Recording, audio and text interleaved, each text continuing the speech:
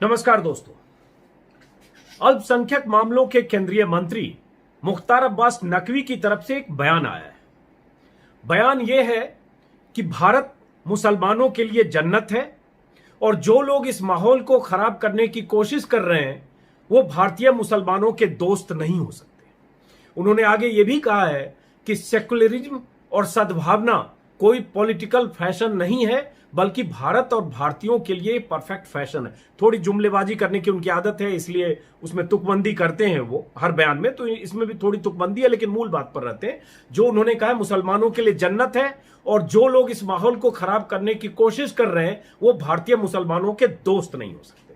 पहले तो इस बयान का स्वागत किया जाना चाहिए। चलिए, आपने ये कहा तो सही, लेकिन अब इस बयान के कहने की वजह और ऐसा कहना क्यों पड़ा, जरा इसकी तस्दीक करेंगे और तफसील से आपको बताएंगे कि उन्होंने क्या कहा।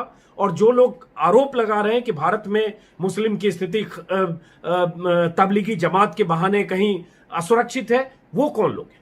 तो ये बयान उन्होंने इसलिए दिया क्योंकि जो एक संगठन है, organisation of Islamic cooperation, OIC बोलते हैं, 57 इसमें मुस्लिम देश इसके संगठन है।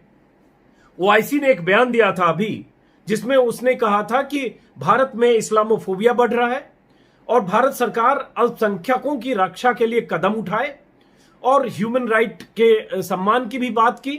ये सब बातें कही थी OIC ने। और कही क्यों थी? वो कही तब जब तेजस्वी सूर्या का एक 5 साल पुराना ट्वीट सार्वजनिक हुआ। अरब देशों से उस पर तल्ख प्रतिक्रिया आई। वो ट्वीट क्या था आपको पता होगा, जो तारिक फतेह के बयान को केंद्रित करके उन्होंने 5 साल पहले ट्वीट किया था। हालांकि बाद में जब हंगामा मचा, शोर हुआ, आलोचना, लानत मलामत हुई तो उन्होंने डिलीट किया। बट वो अरब महिलाओं के लिए बहुत बेहुदा ट्वीट था जो अरब देशों से, जिस पर तीखी प्रतिक्रिया हुई। एक बात। दूसरी बात कि बीते 25-30 दिनों से अरब देशों में, खासतौर से UAE में, शारजा, अबू धाबी और दुबई में रहने वाले बहुत से भारतीय जो वहां बड़ी बड़ी कंपनियों में ऊंचे ओहदों पर या तो काम कर रहे हैं या अपनी कंपनियां चला रहे हैं या अलग अलग डिपार्टमेंट में काम कर रहे हैं, ऐसे बहुत सारे लोगों ने सोशल मीडिया पोस्ट के जरिए, व्हाट्सएप, ट्विटर, फेसबुक के जरिए इस्लाम के खिलाफ, मुस्लिम के खिलाफ, तबलीगी जमात के बहाने मुस्लिम्स को, जो भी अगर वो तबलीगी जमात के लोग हैं वो सरेंडर नहीं कर रहे हैं या पकड़े नहीं जा रहे हैं, उनको गोली मार दो, ऐसे तमाम तरह के ट्वीट्स लिखेगा। और उस ट्वीट या सोशल मीडिया पोस्ट के बाद वहां बहुत हंगामा मचा। और हंगामा इस कदर मचा कि रॉयल फैमिली से जुड़े हुए लोग, वहां के पत्रकार, बुद्धिजीवी, तमाम लोगों ने इस पर एतराज किया और 6-7 दिन तक इस पर शोर मचता रहा। और उसके बाद वो बात यहां तक पहुंची कि जो ये संगठन है OIC, उसने विरोध किया, विरोध दर्ज किया। उसके बाद प्रधानमंत्री मोदी का बयान आया कि जो कोरोना है, कास्ट, रिलीजन, सरहद, नस्ल, ये सब धर्म, ये सब देखे बगैर किसी को अपनी चपेट में लेता है, इसलिए हम सब लोगों को भाईचारे के साथ इसका मुकाबला करना चाहिए। उसके बाद जो हमारे एम्बेसडर हैं वहां, पवन कपूर, UAE में, उन्होंने भी बयान दिया, अपने नागरिकों को कहा, भारतीयों को, कि आप UAE के कानून का पालन करिए और किसी भी ढंग से सेकुलर फैब्रिक की सुरक्षा होनी चाहिए। अब सवाल, हम फ्लैशबैक में जाते हैं कि हुआ क्यों। थोड़ा वीडियो कल मैंने दिखाया और बनाया था, लेकिन फिर भी आज मुख्तार अब्बास नकवी ये कहते हैं, तो मेरा सवाल केंद्र सरकार से है और प्रधानमंत्री मोदी से भी है कि वो कह रहे हैं कि भारत मुसलमानों के लिए जन्नत है और जो लोग इस माहौल को खराब करने की कोशिश कर रहे हैं वो भारतीयों के दोस्त नहीं हो सकते। तो वो कौन लोग हैं और ये यहां तक नौबत क्यों आई? तो कुछ लोगों के बारे में आपको बताता हूं। जो लोग दुबई में ही रहते हैं, UAE में रहते हैं, अभी आपको स्क्रीन पर कुछ तस्वीरें भी दिखेगी, वो अलग अलग लोग हैं। वहीं से शुरू हुई बात, इसलिए समझना पड़ेगा कि हमारे यहां के लोग, भारतीय, वहां रहकर जब ऐसे विश्वमन करते हैं, ऐसी जहरीली बातें करते हैं, उसका असर 2 मुल्कों के रिश्तों पर कितना बुरा पड़ता है और कैसे भारत सरकार को डिफेंसिव होना पड़ता है, कैसे प्रधानमंत्री मोदी को डिफेंसिव होना पड़ता है, ये कुछ लोगों की नफरतों की वजह से या उनकी मुहिम की वजह से या एक धर्म विशेष को टारगेट करने की वजह से। एक लेडी है वहां, और इन सब से सरकार अगर वो कह रही है कि ये दुश्मन है तो सरकार तस्दीक करे उन दुश्मनों की। हम उन दुश्मनों की लिस्ट बता दे रहे हैं और वो दुश्मन मुस्लिम नहीं है, वो हिंदू ही हैं और वो सब भक्त हैं। सरकार भक्त हैं, मोदी भक्त हैं, कुछ कट्टर भक्त हैं। इसलिए अगर आप ये कहते हैं तो सिर्फ कह के नहीं बचिए मुख्तार साहब, आप फिर कार्रवाई करिए, आप तस्दीक करके और उसके बाद आप बताइए कि ये सब लोग हैं। लेकिन वो आप करेंगे नहीं, आपने एक बयान दिया निकल गए। लेकिन हम आपको बता दें तो ये एक लेडी है प्रीति गिरी, तस्वीर आपको दिखेगी प्रधानमंत्री मोदी के साथ, उनका जो डीपी लगा हुआ है प्रधानमंत्री मोदी के साथ। उनके हस्बैंड भी है अभिमन्यु गिरी, उनकी भी प्रधानमंत्री मोदी के साथ डीपी लगी हुई है। बड़ा दिलचस्प है मुझे, जब मैं रिसर्च कर रहा था रात में इन सब के बारे में, क्योंकि एक वीडियो कल मैंने पोस्ट किया, थोड़ी दिलचस्पी ज्यादा हुई, तो 5-6 घंटे रात भर, समझिए सुबह 4 बजे तक मैं यही सब खोजता रहा और क्या हो रहा है, क्यों नाराज है। तो पता चला अभिमन्यु गिरी जी मुझे भी ट्विटर पर फॉलो करते हैं। अब पता नहीं कभी उन्होंने कुछ लिखा होगा, मुझे आइडिया नहीं, लेकिन उसी तरह के कट्टरपंथी पोस्ट को रिट्वीट करते हैं और मुझे फॉलो करते हैं। मतलब दुबई में बैठा कोई शख्स भी मुझ पर नजर रख रहा है। वो उस शख्स की तस्वीर में मोदी जी हैं और उसके बाद उनकी पत्नी, वहां जिस तरह से जिस भाषा का इस्तेमाल वो मुसलमानों के खिलाफ किया, उसका खामियाजा उनको भुगतना पड़ा। प्रीति गिरी पर आते हैं। प्रीति गिरी ने लिखा था मरकज के लिए कि निजामुद्दीन मरकज में जो हो रहा है उसे देखकर शर्म आती है। इन लोगों का मकसद क्या है? क्या ये पूरे देश में बायो जिहाद फैलाना चाहते हैं? अगर ये सरेंडर नहीं करते हैं तो देश को बचाने के लिए इन सबका एनकाउंटर ही एकमात्र उपाय है। और उसके बाद उन्होंने एक भीड़ की तस्वीर लगाई। अब समझिए, जो महिला वहां एक कंपनी में, उस कंपनी का नाम है हिज एक्सेलेंसी सुहेल मोहम्मद अल जरूनी मार्केटिंग मैनेजमेंट LLC दुबई, उसमें वो एग्जीक्यूटिव डायरेक्टर हैं प्रीति गिरी। अब हैं कि नहीं मुझे पता नहीं, उसके बाद क्या डेवलपमेंट हुआ, क्योंकि उनके खिलाफ बहुत माहौल बन गया दुबई और UAE में।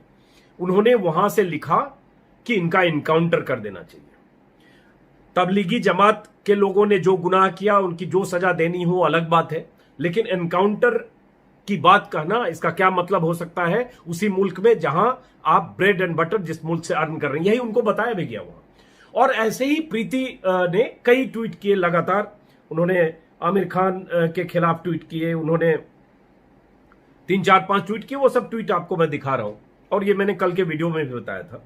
लेकिन उनके इस ट्वीट का नतीजा ये हुआ, उस ट्वीट का नतीजा ये हुआ कि वहां बहुत सारे लोगों की नाराजगी हुई और उनका ट्वीट सर्कुलेट होने लगा।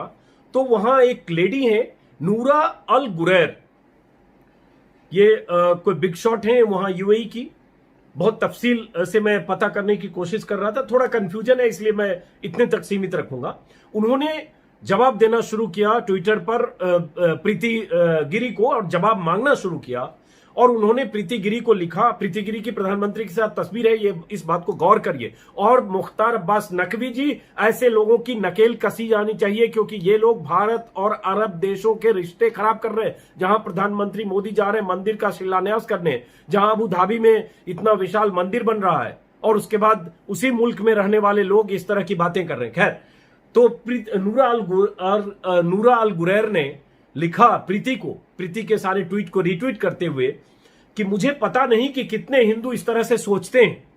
मुझे लगता है कि कहीं ऐसा तो नहीं कि हमने सद्भाव दिखाते हुए UAE में मंदिर बनाने की इजाजत दे दी, उसे हमारी कमजोरी समझ लिया गया। इसके अलावा प्रीति को लिखा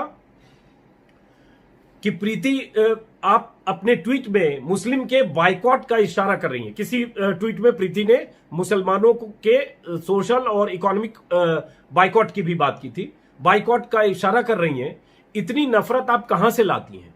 फिर उन्होंने उसकी कंपनी के मालिक को टैग किया, जो जिसका नाम मैंने आपको बताया, हिज एक्सेलेंसी सुहेल मोहम्मद जरूनी को, और कहा कि क्या ये आपके साथ काम कर रही हैं? पूछा उससे, हम ऐसे लोगों को यहां रखना चाहते हैं क्या UAE में, जो मुसलमानों से नफरत करे? ये उनको टैग किया। उसके बाद और भी कुछ 4-5 पोस्ट हैं उनके, नूरा अल गुरैर के, क्योंकि प्रीति के ट्वीट तो आप देख रहे हैं, जिसमें उन्होंने कहा कि प्रीति, आपके इस नफरत भरे तर्क के हिसाब से भारत में मुस्लिम के खिलाफ जैसा प्रोपेगेंडा चलाया जा रहा है, सुन्नी एक तरह से आतंकी होते हैं। क्या आप जानते हैं कि जिस देश में आप रहती हैं उसके रूलर सुन्नी हैं? आप जानते हैं कि UAE के जो रूलर हैं शेख जायद फैमिली, वो सुन्नी है, ये उन्होंने कहा। फिर कहा, क्या आप जानते हैं कि दुबई पुलिस मुख्यालय में सुन्नी ऑफिसर्स हैं और मैं खुद सुन्नी हूं? ये लिखा उसने, नूरा ने। फिर लिखा कि उसको दुबई पुलिस को टैग करते हुए, कि दुबई पुलिस को टैग करके लिखा कि दुबई पुलिस आपके ट्वीट को एग्जामिन करे, हम अपनी सरजमी पर किसी तरह के बहिष्कार और नफरत की इजाजत नहीं दे सकते। मेरी टाइमलाइन आपके नफरत वाले ट्वीट से भरी पड़ी है। मुझे समझ नहीं आ रहा है कि आपने इन सब चीजों को सुन्नी मुसलमानों से कैसे जोड़ दिया। ये नाराजगी इस बात से ही है कि अगर तबलीगी जमात के 1000, 2000, 5000 जो भी उसके दोषी हैं जिन्होंने लापरवाही की, मौलाना साद हैं और उनके आलोचक, माफ करें, उनके समर्थक हैं और जो लापरवाह लोग हैं, उन सब के खिलाफ कार्रवाई हो, लेकिन उसके बहाने पूरे देश में जो एक माहौल बनाया जा रहा है और वो माहौल मीडिया के जरिए, सोशल मीडिया पर, और वो ट्रोलिंग वहां भी की जाने लगी है, उसी का जवाब उन्होंने दिया। और उसके बाद उन्होंने, जो लेडी हैं प्रीति गिरी, इन्होंने अपना ट्विटर हैंडल डीएक्टिवेट कर दिया या डिलीट कर दिया, माफी मांग ली। माफी मांगकर कहा कि मेरा ये इरादा नहीं था और मैं इस मकसद से नूरा, मैं किसी को ये नहीं कहना चाहती थी, और करके एक तरह से उन्होंने माफी मांग ली। अब ये जो मैडम हैं प्रीति गिरी, इनका फोटो तो आप देख ही रहे हैं। इनके पति हैं अभिमन्यु गिरी, इसमें भी दिखा दूं, ऐसे आपको दिखेगा। इनके पति जो है अभिमन्यु गिरी, उन्होंने जिम्मेदार अभिमन्यु गिरी का ट्विटर हैंडल बना रखा है, नाम ऊपर मोदी जी का फोटो है, नीचे जो परिचय लिखा हुआ, मिशन स्प्रिट सर्वत्र संभाव, नहीं, सर्वत्र सर्वोत्तम शिक्षा, दुबई बेस्ड बिजनेसमैन विद स्वदेशी ब्लड फुल ऑफ देशभक्ति एंड देवभक्ति फॉर आवर मातृभूमि प्लस कर्मभूमि, ये उन्होंने ट्विटर पर लिखा। ये इनकी पहचान है और साथ में मोदी जी के साथ फोटो है। अब जो जानकारी है कि इन दोनों को शायद वहां से इनके खिलाफ कार्रवाई की मांग हुई है, क्या हुआ है अपडेट नहीं है, लेकिन इन्होंने ट्विटर पे अपना अकाउंट डिलीट कर दिया है या डीएक्टिवेट है। 4-5 दिन पहले जब ये 16-15 तारीख को जब पहली बार ये सब चीज बवाल हुआ था, बहुत सारे लोगों ने इनकी लानत मलामत की थी। एक ये हो गई, दूसरे एक बहुत चर्चित और कुख्यात हो गए हैं वहां भारतीय हमारे। इन सब के लिए भारत सरकार क्या कहेगी और क्या बोलेगी? अगर मुख्तार अब्बास नकवी कहते हैं कि वो मुसलमानों के दुश्मन हैं जो ऐसी बात कर रहे हैं, तो ये कौन लोग हैं और किनके समर्थक, किनके भक्त हैं? एक सौरभ उपाध्याय, कल के वीडियो में भी थोड़ा बताया था, फिर से बता दूं, क्योंकि ये बात जानी चाहिए कि इन लोगों की हरकतों की वजह से भारत सरकार कितनी बेइज्जती हो रही है या भारत सरकार की फजीयत हो रही है, सफाई देनी पड़ रही है बार बार आकर खुद प्रधानमंत्री को। और उससे बड़ी बात, भारतीयों की छवि खराब हो रही है। 34 लाख भारतीय यूएई में रहते हैं और उसमें ज्यादातर हिंदू हैं और वो ऊंचे पदों पर हैं। उन सबको आप सस्पिशियस बनाते हैं अगर वहां एक ऐसा निगेटिव माहौल होता है। और उसके बाद भारत में बैठे ट्रोल ब्रिगेड, आपको बहुत दिलचस्प एक बात और बता दूं, यहां बैठे लोग जैसे हम लोगों को ट्रोल करते हैं, जो भी इनकी बात से असहमत होते हैं, थोड़ा सेकुलरिज्म की बात करते हैं, वैसे हजारों सैकड़ों लोग वहां भी ट्रोल कर रहे हैं सबको। मैंने रात भर यही देखा है। कोई भी अरब आदमी, शेख या कोई ऐसी महिला वहां अगर भारत में अगर इस्लाम को लेकर या मुस्लिम को लेकर ऐसे लोग कुछ लिख रहे हैं या इन्होंने लिखा, उसको ये लोग जाकर हिंदी में ट्रोल कर रहे हैं। टिपिकल, वो बहुत सारे अरबी जो शायद इंग्लिश भी नहीं जानते होंगे या कुछ जानते भी होंगे, उनकी टाइमलाइन में 40 लोग हिंदी में पिले पड़े हैं और सब यूपी बिहार कहां से 2 रुपए 10 रुपए वाले ट्रोल हैं और तरह तरह के लोग हैं, कुछ पढ़े लिखे ट्रोल भी हैं। तो आप सोचिए कि यहां से जाकर वहां भी फायरिंग कर रहे हैं, यहां से सरहद पार यूं ही जाकर। खैर, सौरभ उपाध्याय की बात, तो सौरभ उपाध्याय साहब एक कंपनी में वहां उन्होंने जो प्रोफाइल लिखा है, उस प्रोफाइल पर है CEO at Rockwell Events and sales promotion, lives in Dubai. Saurabh Upadhyay साहब भी लगातार ऐसे ट्वीट करते रहे जो एक तरह से मुस्लिमों और इस्लाम, मुस्लिम और इस्लाम के खिलाफ इस हद तक है कि किसी भी मुस्लिम को बुरा लग सकता है।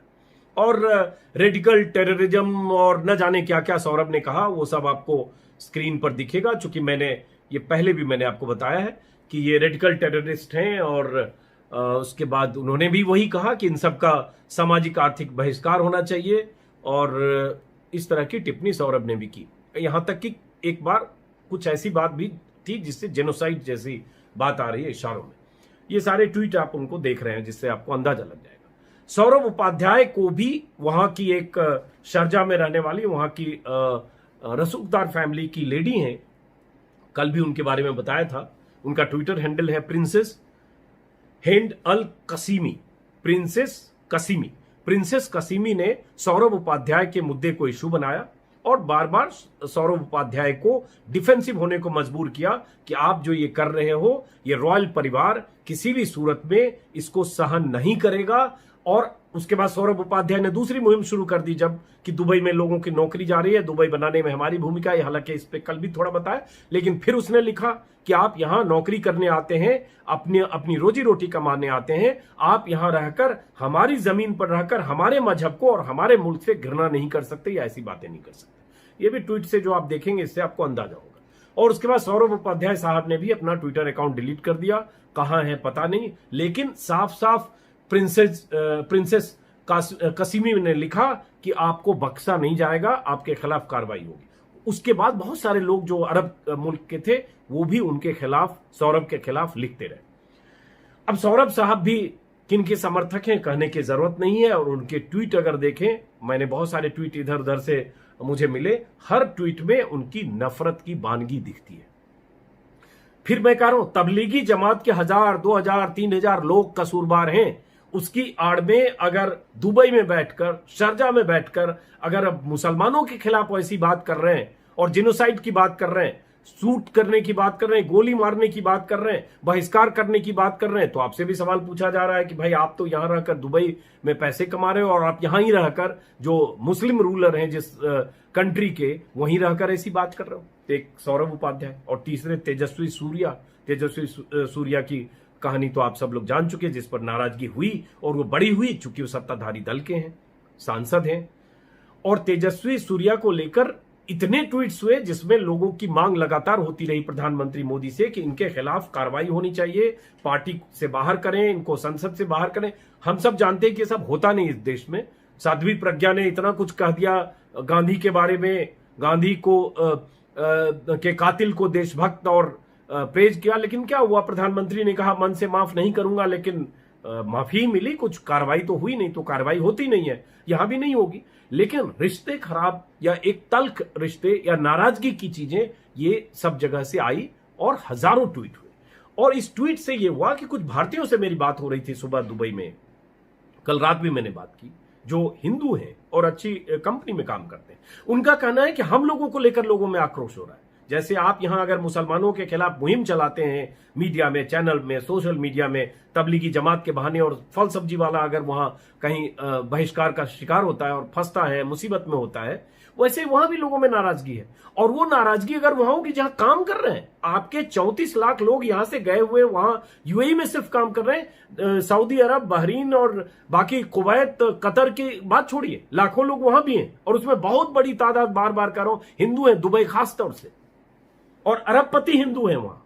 तो वहां अगर सस्पिशियस होते हैं और उनको मुश्किल होती है, उनके साथ तो ऐसा नजरिया होता है, तो आप जरा सोचिएगा क्या फर्क पड़ता है। और ये कोई भी मुल्क में अगर इस तरह से वहीं रहकर वहां की सरजमी, वहां की कौम, वहां के धर्म को लेकर ऐसे बोला जाएगा तो ये नाराजगी होगी। ये नाराजगी हो रही है। और उसके बाद पीएम ने सफाई दी, कहें जवाब दिया। उसके बाद फिर आज मुख्तार अब्बास नकवी साहब ने कहा। तो मेरा सवाल मुख्तार अब्बास नकवी साहब से ही है। प्रधानमंत्री तो किसी सवाल का जवाब देंगे नहीं, नकवी साहब भी नहीं देंगे। लेकिन चूंकि नकवी साहब का बयान है कि आप अगर कह रहे हैं नकवी साहब, मुख्तार अब्बास नकवी साहब, कि जो लोग इस तरह की बात करते हैं वो मुसलमानों के दुश्मन हैं, तो आपसे ही सवाल है कि फिर ये कौन लोग हैं। परिचय तो मैंने बता दिया कि ये कौन लोग हैं। तो ऐसे लोगों के खिलाफ क्या कोई सरकार, अपनी सरकार, भारत सरकार, क्या कोई कार्रवाई करेगी? आप ये सिर्फ कह के नहीं बच सकते कि भारत मुसलमानों के लिए जन्नत है। जो लोग इस माहौल को खराब करने की कोशिश कर रहे हैं मुसलमानों के दोस्त नहीं हो सकते। ये कोशिश कौन लोग कर रहे हैं? आप जानते हैं कौन लोग कर रहे हैं। वो सारी ट्रोल आर्मी आप जानते हैं, उसमें मुंबई के लोग हैं, जो अभी पालघर के बहाने भी हुआ। लेकिन क्या किसी के खिलाफ कोई कार्रवाई होती है? किसी के खिलाफ मुकदमा दर्ज हो रहा है? किसी के खिलाफ हेट्रेड फैलाने की फाइल खुलती है? नहीं। और उसका खामियाजा जो मैंने कहा कि वो वहां रहने वाले दूसरे लोग भुगतेंगे। अब जरा यूएई और भारत के रिश्तों को समझिए, यह बहुत अहम है, क्योंकि भारत के रिश्ते हाल के वर्षों में, इसमें श्रेय देना पड़ेगा, क्रेडिट देना पड़ेगा प्रधानमंत्री मोदी को, कि यूएई से, मुस्लिम देशों से, सऊदी अरब से भारत के रिश्ते बेहतर हुए।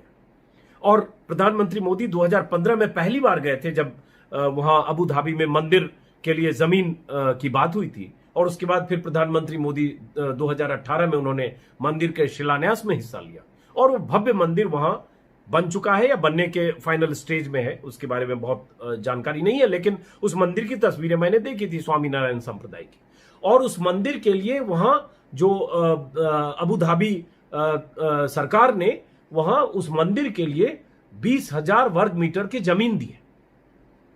यह जमीन देने का ऐलान भी उसी समय किया जब पीएम 2015 में गए थे। इसके अलावा अगर आप भारत और यूएई के ट्रेड की बात करेंगे, जो कहा है इस प्रिंसेस ने भी अपने ट्वीट में बार बार कहा है कि हमारा भारत से बहुत अच्छा रिश्ता है। भारत और यूएई की ट्रेड की हालत यह है कि अगर बायलैटरल ट्रेड की बात करेंगे तो चीन और अमेरिका के साथ तीसरे नंबर पर यूएई है। $60 बिलियन का ट्रेड 2018-19 में हुआ। तब के राजदूत नवदीप सिंह सूरी के हवाले से खबर मैं किसी वेबसाइट पर देख रहा था। और हम जानते हैं कि यूएई से हमारे रिश्ते बहुत प्रगाढ़ और सुधरे हैं। उसकी तस्वीरें प्रधानमंत्री मोदी के साथ, शेख फैमिली की तस्वीरें, सऊदी प्रिंस की तस्वीरें, सऊदी किंग की तस्वीरें और रॉयल फैमिली की तस्वीरें इस बात की सबूत देती है। और यह सबूत इस बात का है कि मोदी ने कोशिश करके मुस्लिम देशों से ऐसे रिश्ते बनाए कि जो ओआईसी है, जहां 50-55 साल से भारत की कोई एंट्री नहीं थी, वहां भारत को बुलावा आया। ओआईसी के मंच पर बुलावे से नाराज पाकिस्तान ने पैतरा दिखाया। उसके बाद भी ओआईसी ने हमारा भारत सरकार का निमंत्रण कैंसिल नहीं किया, और उसके बाद जो उस समय विदेश मंत्री थी सुषमा स्वराज, वो गई और वहां उन्होंने ओआईसी के मंच से भाषण दिया। जबकि इसकी पुरानी कहानी कुछ और है कि इंदिरा गांधी के समय जब ओआईसी उस समय बना था, तब ओआईसी में पहली बार बहुत जोर लगाकर कोशिश करके भारत सरकार को न्योता मिला। फखरुद्दीन अहमद अली वहां प्रतिनिधि के तौर पर जा रहे थे, लेकिन वहीं पाकिस्तान के विरोध के बाद उनको बीच रास्ते से लौटना पड़ा था और वो उस में हिस्सा नहीं ले पाए थे। तो ये 69 की बात है। मोरक्को में, माफ करें, ये बात होगी भारत पाकिस्तान की लड़ाई के बाद। 69 में इसकी स्थापना, या 69 की ही बात है, 69 में स्थापना हुई थी मोरक्को में। हाँ, शायद उसी समय की बात है। मोरक्को में भारत के राजदूत गुरबचन सिंह ने किसी ढंग से ये अरेंज किया था न्योता, लेकिन स्थापना के पहले सम्मेलन में कि भारत को बुलाया जाए, इंदिरा गांधी ने भेजा अपने कैबिनेट मिनिस्टर फखरुद्दीन अली अहमद को, जो बाद में भारत के प्रेसिडेंट बने, लेकिन उन्हें लौटा दिया गया। तो 69 से जो सिलसिला टूटा हुआ था, वो सिलसिला प्रधानमंत्री मोदी के कार्यकाल में जुड़ा। ऐसे जुड़ा कि पाकिस्तान की मुखालफत के बाद भी भारत को बुलाया गया और पाकिस्तान बुरी तरह से नाराज हुआ। इसका मतलब जो मिडिल ईस्ट के देश हैं, अरब देश हैं, उन्होंने भारत को की तरफ दोस्ती का सकारात्मक हाथ बढ़ाया है पहले की तुलना में ज्यादा। अब उस मुल्क के लोग लगातार नाराज हैं क्योंकि वहां बैठ के हमारे भारतीय, हमारे हिंदू भाई, हमारे भारतीय लोग इस तरह की बातें, इस तरह का प्रोपेगेंडा, इस्लाम के खिलाफ, मुस्लिम के खिलाफ, शूट कर दो, गोली मार दो, इन 1400 साल से जाहिलों की जमात है, न जाने क्या क्या, वो सब आप ट्विटर में देखेंगे, आपको पता चल जाएगा। अब सवाल उठता है कि इसका खामियाजा कौन भुगतेगा? ये रिश्ते किसके खराब हो रहे हैं? सरकार के? छवि किसकी खराब हो रही है? भारतीय की? खामियाजा कौन भुगतेगा? वहां नौकरी करने वाला। 8-10 लोगों की नौकरियां बीते 1 माह में गई है, लेकिन वो जिनकी गई है वो लोग हैं जिन्होंने इसी तरह के पोस्ट लिखे थे वहां। लेकिन दूसरे लोग भी शक के घेरे में आते हैं, सस्पिशियस होते हैं, या जैसे आप यहां पर सस्पिशियस मानते हैं, संदिग्ध मानते हैं, या उनके प्रति नजरिया आप नकारात्मक रखते हैं, वैसे ही वहां भी अगर होने लगे तो क्या होगा? ये मैं कल के वीडियो में भी बोला था, फिर बोल रहा हूं कि ये बहुत चिंता की बात है। और प्रधानमंत्री मोदी और मोदी कैबिनेट के अहम सदस्य अमित शाह, इनको इस पर ध्यान देना चाहिए कि जो ट्रोल आर्मी है, ट्रोल ब्रिगेड है, और ये भक्त संप्रदाय है जो बिना सोचे समझे लगातार ट्विटर और सोशल मीडिया पर मुसलमानों के खिलाफ ऐसी नफरत भरी, जहर भरी बातें लिखते हैं, उनके खिलाफ कार्रवाइयां होनी शुरू हुआ ना। जैसे मुंबई पुलिस ने चेतावनी दी, ये चेतावनी दीजिए, वो चाहे कोई भी आदमी हो। इसमें बहुत वेरीफाइड अकाउंट के लोग हैं, ट्विटर के ब्लू टिक वाले।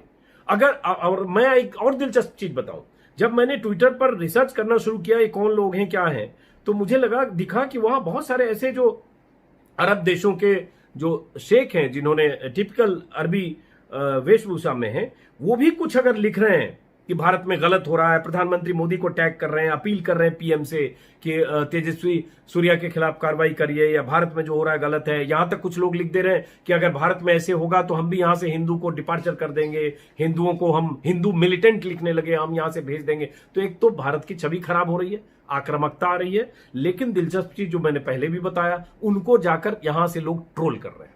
कोई बैठा होगा गोरखपुर में, कोई पटना में, कोई मुंबई में, कोई दिल्ली में, कोई आईटी सेल के किसी दफ्तर में, वो ट्रोल कर रहे हैं लगातार, उनको गालियां दे रहे हैं, मां बहन की फोटो डाल रहे हैं, पता नहीं क्या क्या डाल रहे हैं।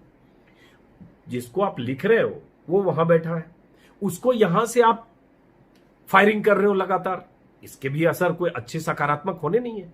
और उसके बाद ट्विटर पर आज एक नया ट्रेंड जिसका जिक्र मैंने किया, हिंदू फोबिया, एक काउंटर जिक्र आया हिंदू फोबिया। इसमें कोई शक नहीं है कि मुस्लिम देशों में भारत की तरह लोकतंत्र नहीं है, लोकतांत्रिक सरकारें नहीं है। रॉयल फैमिली बहुत जगह है, मल्टी मिलियनर बिलियनर फैमिली है, लेकिन लोकतांत्रिक नहीं है। सख्त कानून है, छोटी छोटी बातों पर सख्त सजा है, हाथ काट देने से लेकर गर्दन काट देने तक। उस मुल्क में जो भी उनकी व्यवस्था है, कहीं शरीयत के हिसाब से चले, जैसे भी चले, अलग अलग मुल्क का अलग अलग रिवाज है, अलग अलग सल्तनत और मुल्कों का अपना वहां कानून व्यवस्था का सिस्टम है, लेकिन वो उनका हेडेक है। लेकिन आज क्या हो रहा है, सारे लोग वहां अरब मुल्कों के जो वहां के इन्फ्लुएंसर हैं, उनको ये सब चीजें लिख के उनके ट्विटर पर प्रोवोक कर रहे हैं। मुझे लगता है ये भी बात सही नहीं है, इसकी जरूरत नहीं है।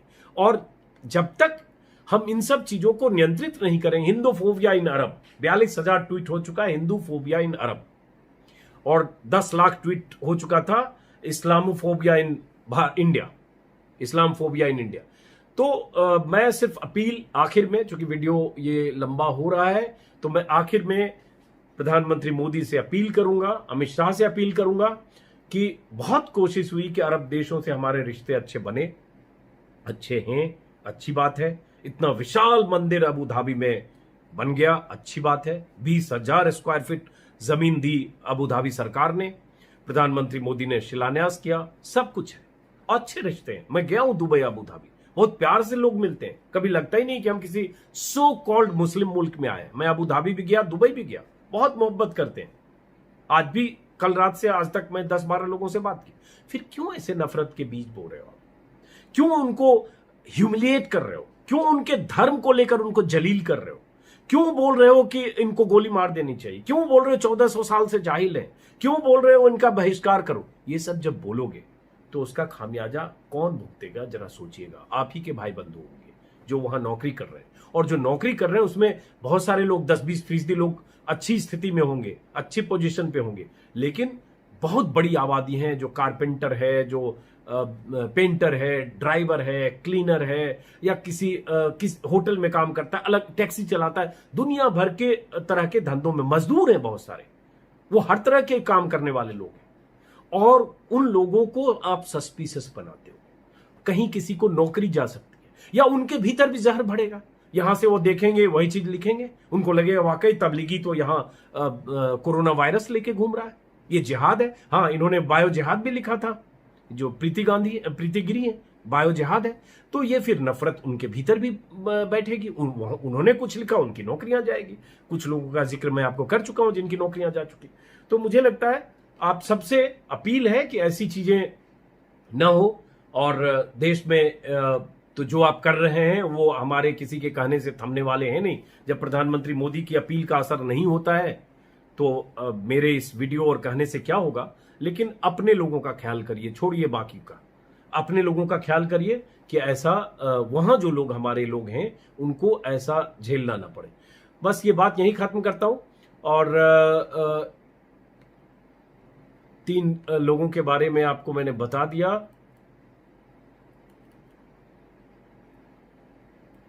और ये भी बता दूं कि वैसे अबू धाबी और यूएई में बहुत सख्त कानून है। भारत में बच सकते हैं आप, कुछ भी हेट्रेड फैलाकर, कुछ भी वीडियो डालकर बच सकते हैं। बहुत रेयर ऑफ द रेयरेस्ट में मुकदमा होता है। और हिंदू कट्टरपंथ के लोगों पर तो नहीं होता है, क्योंकि उनके संरक्षक बहुत सारे सांसद, विधायक, मंत्री हैं। जब मंत्री खुद ही मॉब लिंचिंग करने वालों को लड्डू खिलाकर माला पहना देता है, जेल में मिलने चला जाता है, तालियां बजाता है उनके नाम पर, उनकी इतनी उनका जो भी सेवा उनकी होती है, तो आप सोच सकते हैं। लेकिन वहां बहुत सख्त कानून है, और कल भी मैंने बताया था 2015 से जो कानून बना है डिस्क्रिमिनेशन पर, वो बहुत सख्त है। उस कानून के तहत इन सब पर अगर मामला दर्ज होगा तो बहुत सख्त सजा मिलेगी।